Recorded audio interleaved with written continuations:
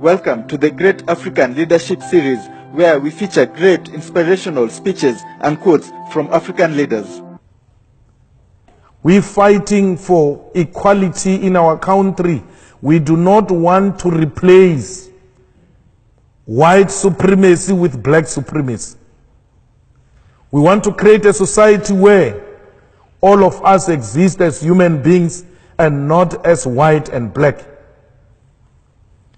We want to restore the dignity of the African continent and position Africa as an equal partner in the world economy and international politics. We want Africa to be like Europe. We don't want Europe to treat Africa like it is its own subject. Africa's time is now.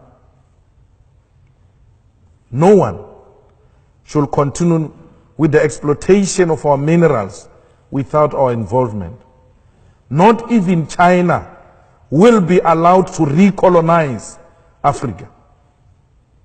We are called economic freedom fighters because we want any foreign direct investment to come and invest in Africa through our own terms and to the benefits of the people of Africa. It might be a dream. Some might think it's not real. But we know we're going to achieve it. For because this dream is not just a dream but a generational mission. It's a generational mission we are not prepared to sell out. We want to restore the dignity of African people. We want to ensure that African people are equal partners in trade, in politics, in every subject that the world is debating. We want to follow in the footsteps of Nelson Mandela.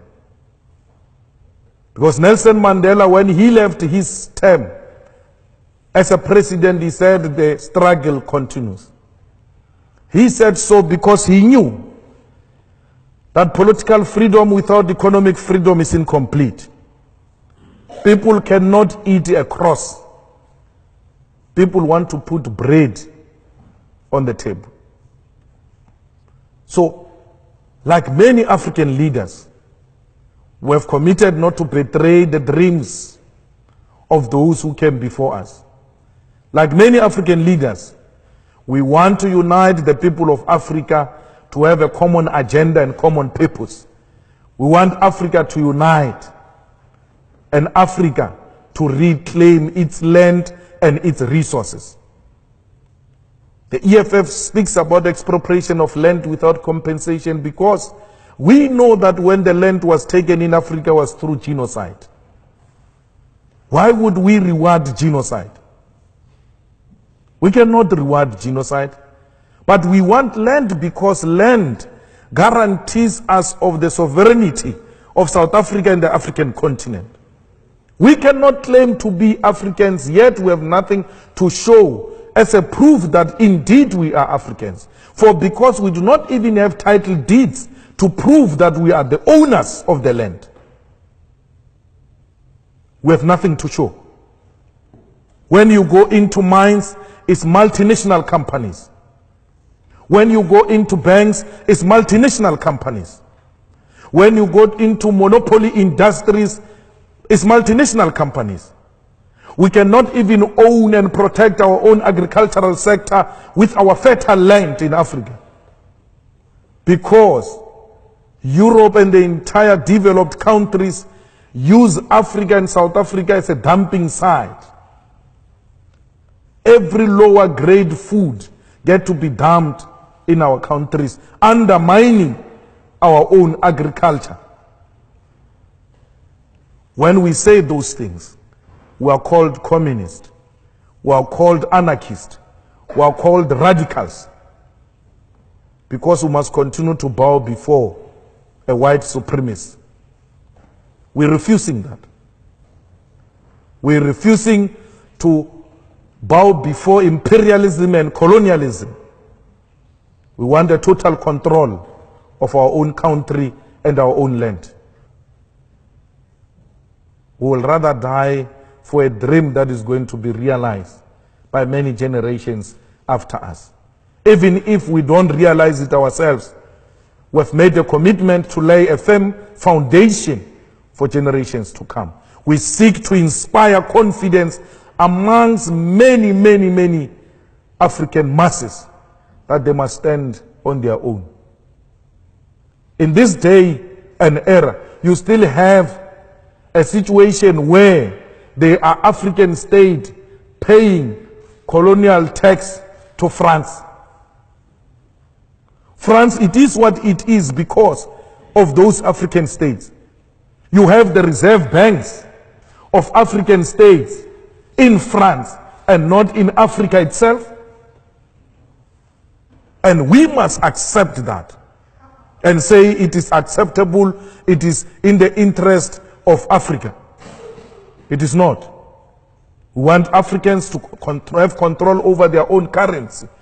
Want Africans to have control over their own economy and what constitutes their own economy. Our struggle seeks to inspire that.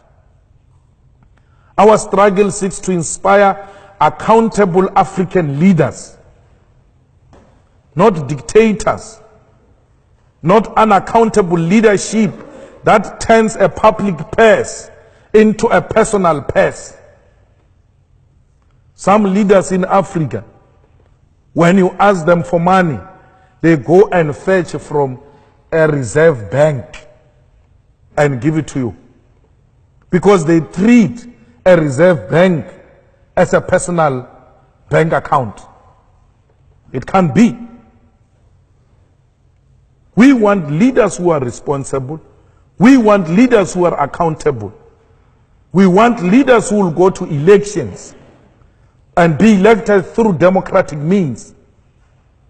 Let people determine their own leadership, and not because leaders are torturing them and intimidating them and imposing themselves on the people. In the whole of Africa, I met some of the students earlier, some are doing research in Africa. You must go and check the facts. In every failed state, it became so because of an individual called president. The president takes over the country and everything else gets to be designed around the individual called president. They move from a democratic rule to personal rule. They respect individual more than the state institutions. If a president does not like a red beret, a law is passed that all red berets are banned in this country. The EFF is going to revive correct politics in Africa and position Africa at a correct path in the international politics. It is possible. We have taken that position, and many in Africa are willing to follow. We need your support.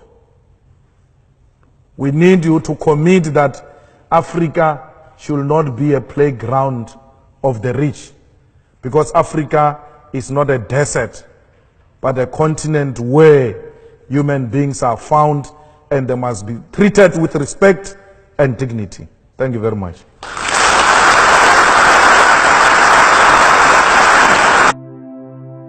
Share this video with friends and family to support the channel.